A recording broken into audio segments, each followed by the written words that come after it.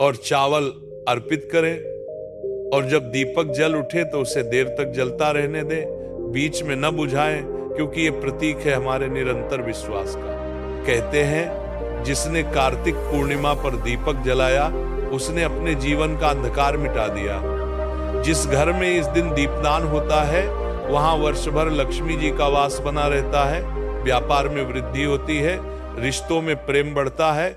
इसने कार्तिक पूर्णिमा पर दीपक जलाया, उसने कार्तिक पूर्णिमा पर दीपक जलाया,